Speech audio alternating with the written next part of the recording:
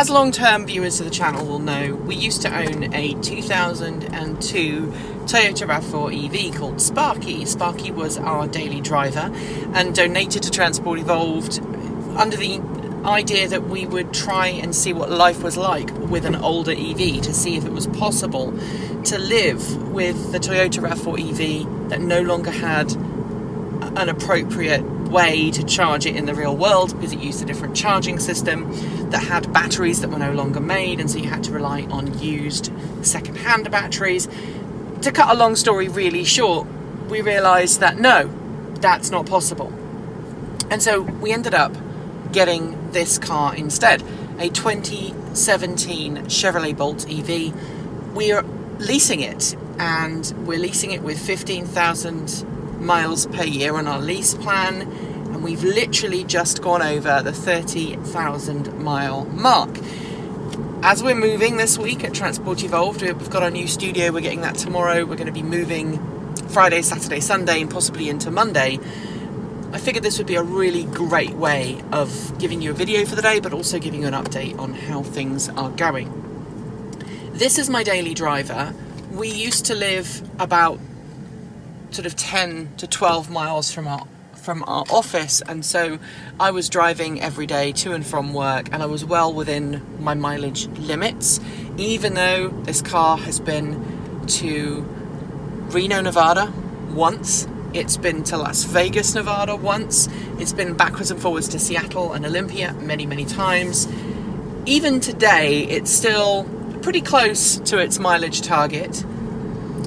And I want to give you an update as to how this car is performing, how it's driving, and what my views on this car are after 2 years of driving it. People keep asking me why we don't have a Tesla Model 3. One of the reasons we don't have a Tesla Model 3 is because it doesn't fit with our lifestyle. We have dogs, we carry a lot of big bulky things that a hatchback is better suited to carry. We also, there's another Bolt, we also got a really good deal on this car because we traded in another vehicle for this. This car was also heavily discounted because when we purchased it, when we signed the lease paperwork, someone had damaged the car before it made it off the dealer lot, and so they were giving a discount. They'd repaired the damage, but they were giving a discount off it. So this was a lot more affordable than it would have normally been. When the lease comes up in about a year's time, we will probably end up buying it. That might not be the most financially sensible thing to do, but I'm really curious to see how this car lasts 5, 6, 7, 8 years down the line, and I've got no reason to sell it and upgrade. So this is the version with the DC quick charging package. It's also got the convenience package, so it's got the heated steering wheel, the heated front seats. It does not have the adaptive cruise control, it does not have the lane departure warning, it does not have the lane keep assist, and it does not have the blind spot warning system. We have a friend whose Bolt has some of those features and he enjoys them. But how am I doing? Well, I'm averaging at the moment, I think about 4 point something miles per kilowatt hour over the lifetime of the car. It's the high 3s, low 4s. But since we moved further out, we now live 25 miles from the old Transport Evolved studio. This car has been doing 50 miles a day, and that's been putting quite a lot of miles on the car. It's taken that all in its stride though. I've never run out of charge. I, on a good day, can get more than 330 miles per charge. On one occasion, driving back from CES in Vegas, I think we would have got over 350 miles had we actually run it completely dry. We didn't, but a more realistic range per charge sits somewhere in the 230 to 240 miles per charge, which is bang in where the EPA estimate should be. We're also getting, in bad weather, we do get a range reduction, and that's partly because this car has a resistive heater. And when we went to the launch, a couple of years ago, Chevy said that was because this car needed to be used in really super cold climates, and Chevy felt that the heat pump systems that were available at the time just weren't efficient enough to keep the car demisted and warm. We have a heat pump in our Nissan Leaf, a 2013 Nissan Leaf, and I have to admit that I would agree that heat pump system is not the best. In terms of service, we've had no issues with this car whatsoever.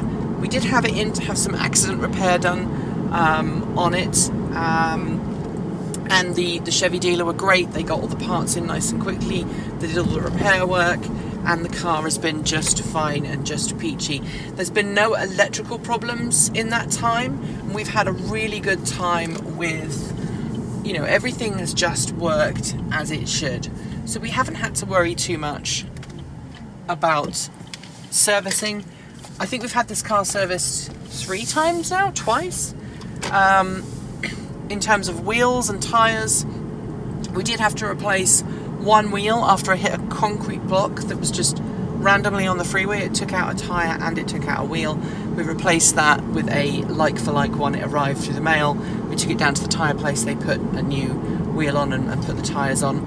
In terms of what we've got on at the moment, we've got the stock Bolt EV tyres that the car came with from the factory. They are run flats. No, they're not. They're self-healing tyres from Michelin, the Energy Savers. I'm not a fan of them. I think they're a bit squishy. I don't think they give me the best fuel efficiency. We have Nokian EN tyre 2.0s on our Leaf, and I prefer those, to be honest. When these tyres are done, I'll probably transfer to something like that. We have Nokian Hakkapeliitta R2s on the back in the winter and R8s on the front. That's because we damaged one of our tyres and the R2 is no longer made. They didn't have any R3s in stock, so we just put the R8s on. And in the winter time, with winter tyres on, this car can do anything really. In average driving scenarios, there's not any issues with it. It's very efficient and we are really enjoying our experience. Are there any bugs? Absolutely. One of the biggest bugs I have with this car is that the telematics system, while it works fantastically well, and by the way was one of the reasons, the OnStar was one of the reasons when my car was stolen and joyridden earlier this year by someone who had access to the key, we were able to trace the car really quickly and safely recover it without any major damage because of the OnStar system. So thank you GM for that. I do pay a subscription for that and it's fantastic. There is an in-car Wi-Fi 4G LTE connection, which I do pay $20 a month for, and that's because I do a lot of driving out of town and my current cell phone provider is not very good out of town. I like to stream music, and so that's worthwhile for me. That system is a bit glitchy and it sometimes glitches out. I have to sometimes turn the Wi-Fi off and on again. You know, the old IT, have you tried turning it off and on again?